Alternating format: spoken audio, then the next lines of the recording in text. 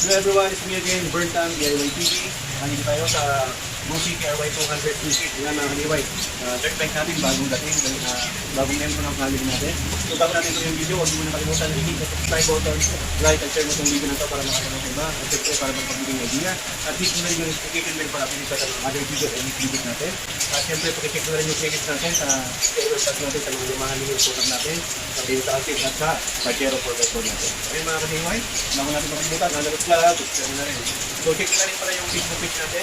Para na rin yung Facebook page natin. Mantay sa video ko at yung bagong go page natin na Toyota Corolla Palipod DIY Pangasinan. Ayun, mga bata. Kaya mga kaliway. So ang problema ng motor na ito ngayon ay bagong kuha natin. Shoutout muna natin. Both Steven, lumahan from San Quinto, Pangasinan. So saan ito? Bagong bukin para balitan ko yung problema. Ang problema ng unit na ito kasi hindi masyado nagagamit. Naka-stock lang sa bahay. Yung ano niya yan. Pag mo ng susi, wala yung neutral indicator dito. Pero nagpa-flasher siya. Ayan. Diba? At ibig sabihin, yung battery nito, hina. Check mo dito, pagkita mo. Dapat dito kasi yan mga ka-DIY. Wala Pero nagpa-flasher po siya. Ayan. So ang problema nito, yung battery ito natin. Baka drain na. So yung pag-check ng battery, dito lang po.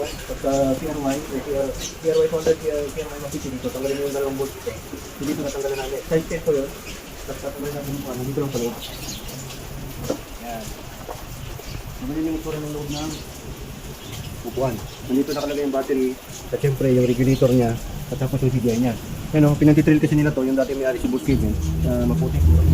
So para ma-check natin kung good pa o yung healthy po yung battery o nakakaliwa. Gamit po tayo ng mga tester.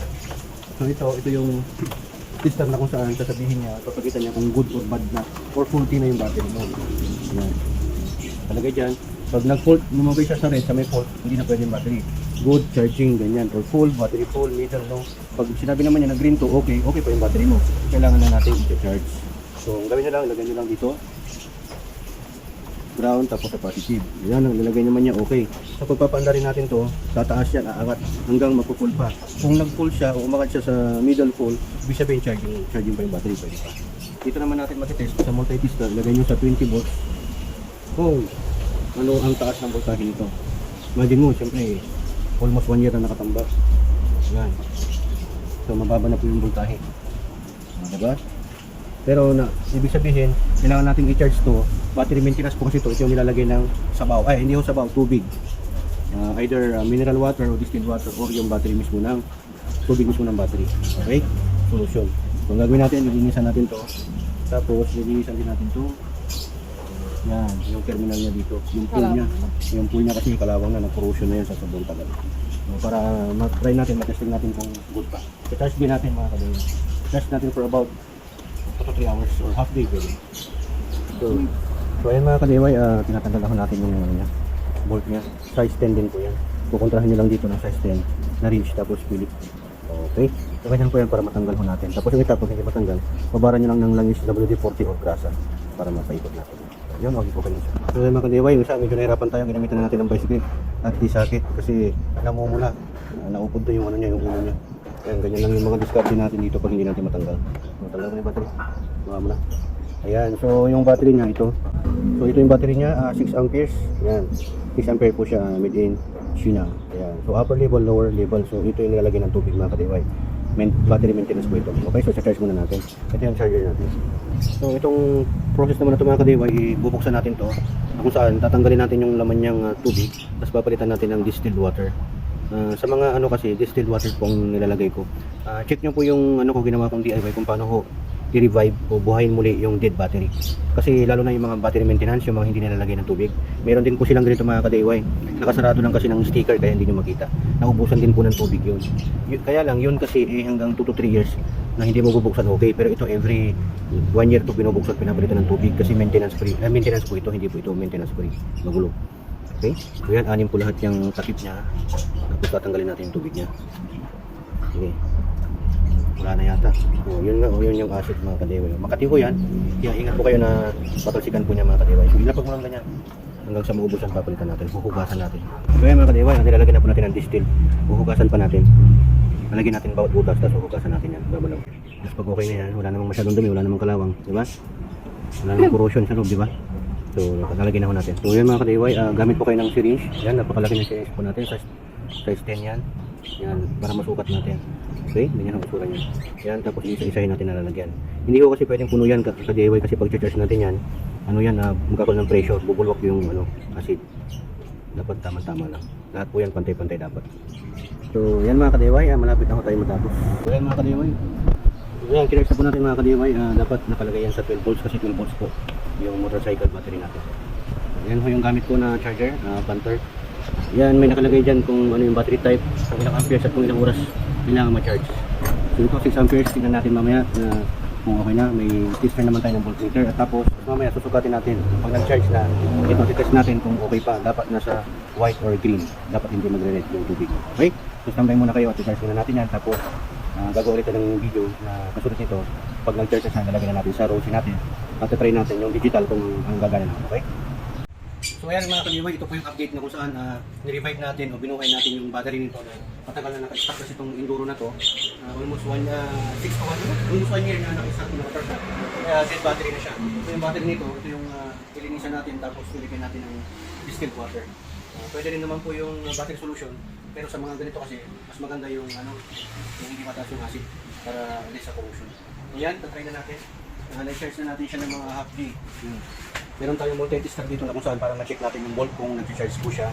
At ito po yun, battery maintenance po to, hindi po siya maintenance free. Battery maintenance, nilalagyan po siya ng tubig. Okay? So meron din tayo nitong battery checker. Ang trabaho naman nito, hindi po siya nagbibigay ng voltahe, pero sinasabi niya kung ano yung health ng battery mo. Hindi kayo na battery, kapag 4 wheels man yan or 2 wheels.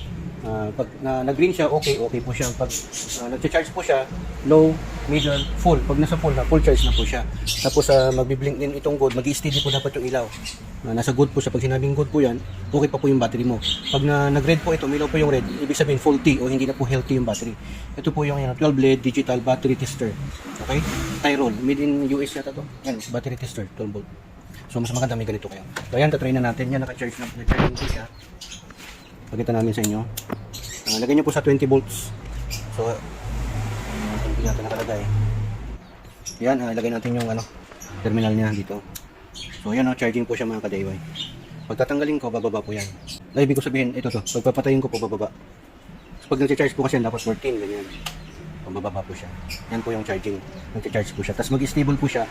Mag-steady po siya ng hanggang 12. 12.5, ganun. Pag less than 12 below, mahina na po yung battery nyo. So, ito naman, ang lalagyan natin para ma-check natin kung healthy pa yung battery. Yan. So sinabi niya dyan, okay yung battery. Charging niya, okay, ibig sabihin. Tapos nasa full charge na po siya. Tapos nasa good. So try natin dito sa motor. Problema kasi itong Enduro natin, nagulo ko din yung niya, yung wirings niya. Hindi lumalabas yung sa may display digital niya dito. Yan. So yan, makikita natin kung mapagana niya talaga, kung okay yung battery, kung nabuhay natin yung battery, dapat iilaw yung display panel niya dito. So yan, ususin natin. Yun, ilaw na mga ka-DIY. Yan. Medyo chinek ko na rin kanina yung nito, wiring niya. So, flasher, indication ng flasher. Yan, nagpa-flasher po siya. Tapos sa kanan, yan po yung kanan niya. Tapos sa ilaw po kasi mga ka-DIY, kailangan papandarin natin ito. Papandarin natin. Sabi ko sa inyo mga ka-DIY na nagluloko yung itong display panel niya. I-check natin yung wirings niya. Yun, wala na naman. Yan, nawawala.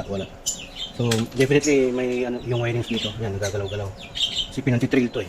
So, ganyan po dapat. Pag okay yung battery, iilaw po dapat yan. So, ganyan po yung display panel niya. So, papandarin ko po.